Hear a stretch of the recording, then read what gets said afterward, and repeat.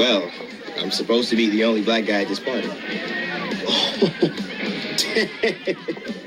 Shit. Yeah, I know.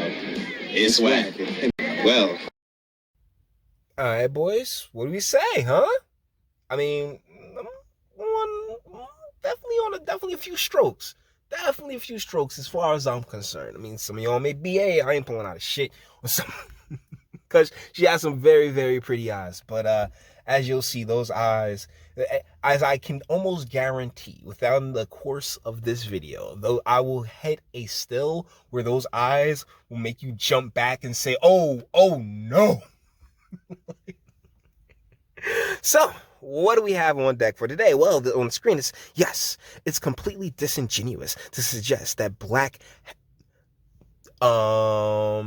jab hesitancy is equivalent to white jab hesitancy. So it's Crayola cabal bullshit. And, you got this young lady here who, hey, heart's in the right place, right?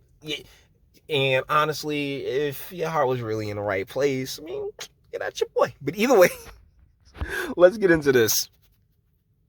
Jojo, you hit the nail on the head with this comment, but I want to explain just a little bit further because I did a bad job in my last video. Vaccine hesitancy in Black and people of color is way different than white anti-vaxxers. How? No, it's a serious question. How? I'm going to press play in a moment, but the deal is that when you talk about, oh my goodness, Tuskegee and all these other things, a large portion of people who are Black in the United States right now, that's not their history. They're not descendants of slavery. They're not descendants of the tortures of slavery and the degradation of Jim Crow and all that other fun shit. No. Obama isn't even a descendant of American slavery. No, most of these motherfuckers got here like first, second, in many cases like third generation, but after the 80s, like you got here from the 70s to the 80s after the signing of the Civil Rights Act. So real talk, your history is very, very different from the further, from those quote unquote Black people who actually have been here, those who I, identify with and speak as descendants. So when it comes in a large swaths of, those first, second, third generationers, basically, first, second generationers, they are all in because many of them land in a lot of urban, democratically run spaces, and they have the government there to basically, prop them up and push them hard. Let me give you guys a quick story time, because someone who I love dearly came to me very recently after they did something very, very stupid, and they're on the lam, on the run, right, from the law. Now, as we discussed the situation, you know me, I'm making jokes, we're laughing. Well, I'm laughing. He's very, very upset. But I can't cry in a situation, so I have to make jokes. So I have to, in order to think clearly, I think more clearly when I'm joking about things as opposed to when I'm super emotional. And so I eventually, my initial bit of advice was, turn yourself in, right? I mean, that's just the way to go. But clearly, other plans were had. So we're sitting, but actually no plan was had at all. So we're sitting there, and I say, you could just go to the Texas border, cut your hair, and sneak in with the refugees. You'll be back in Irvington in 2 weeks with your own corner store on Chancellor and Union. And, and it got him to laugh. And I started laughing about it too, but I've been thinking about it ever since. I was like, but yeah, that honestly, that would work. That could really, really work as like legitimately work. Not as specific as I'm talking, but yeah, when it comes to descendants, no, like opening a store. No. Just get going. Like leave these spaces. But when it comes to to those freshly minted in the good old U.S. of A., I mean, our urban spaces, like every city that you know, every democratically run city that you know, is basically a breeding ground for for globalism, for a globalist in a landing zone for immigrants to, just sit here, get in on the basically free money, right? And yeah, it's much different. It's much different for them. So they actually have brought in to the whole narrative, as you would say. And young lady, like, so they're, I mean, hesitant. No, they all on board. I mean, shoot, go to any of these churches, go to any of these schools. I mean, go to any of these councils and these mayors. They're all in on this on this bullshit. They really are. They've brought way into it. But yeah, the when it comes to the hesitancy, it's all like Americans, real Americans who believe in freedom of choice. That's really the real dividing rod. And guess what, sweetie? Color has nothing to do with it.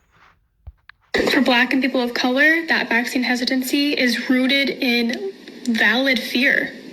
The government has a horrible track record of treating. Once again, see, I told you I knew exactly where she was going, sweetie. Yes, those lips are absolutely fantastic. But that history isn't quote unquote every Black person in this country's history. And when it comes to descendants, when it comes to those of us whose history it is, like we've been so diluted that whatever narrative that the media or like your history books and stuff like that wants you to learn and wants you to pick up and take from it, that's what they're gonna go with. Being Black and people of color, the Tuskegee experiment, I can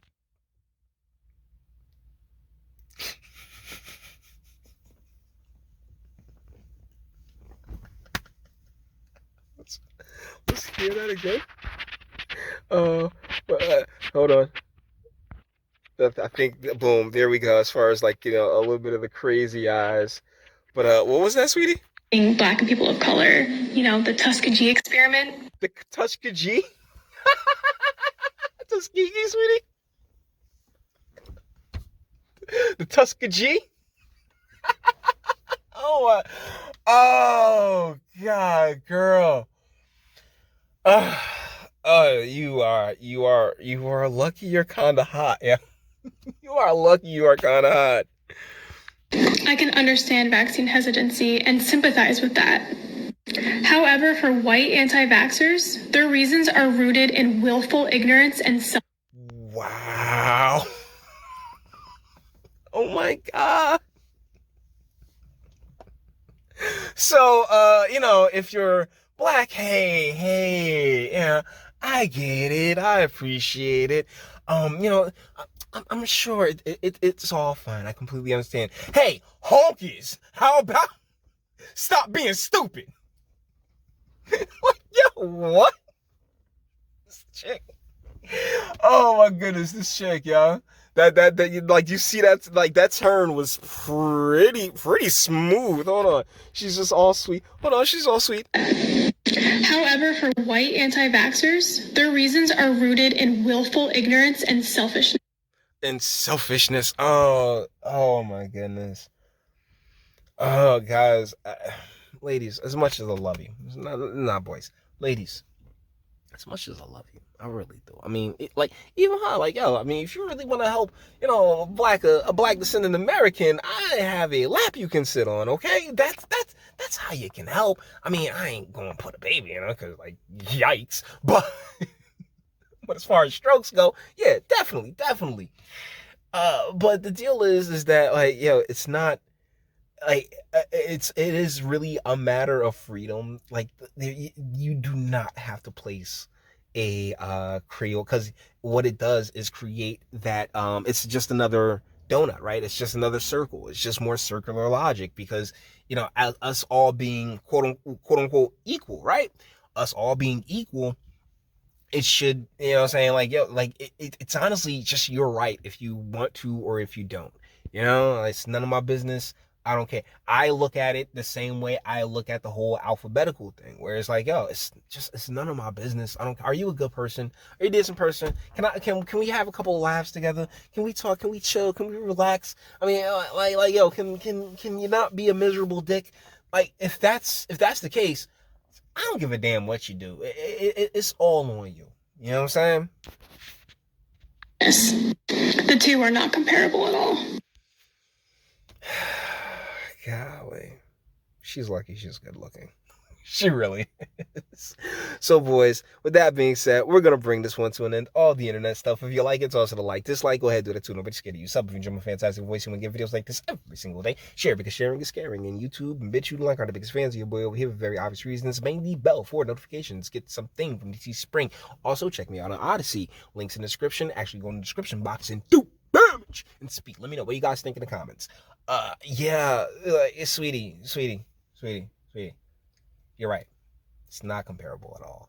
It's not a comparison you should be making at all because each and every individual has whatever reasons that they have for doing whatever the fuck it is that they do. You get what I'm saying? So, whatever choice you made for yourself, respect that everyone has that choice to make for themselves. Or not. More than likely not, because, white women feel like they rule the world, and in Western society, kinda do. So let me know what you guys think in the comments, and until the next one. Your booze mean nothing. I've seen what makes you cheer. Every breath I take without your permission raises my self-esteem. Your booze mean nothing. I've seen what makes you cheer. Every breath I take without your permission raises my self-esteem.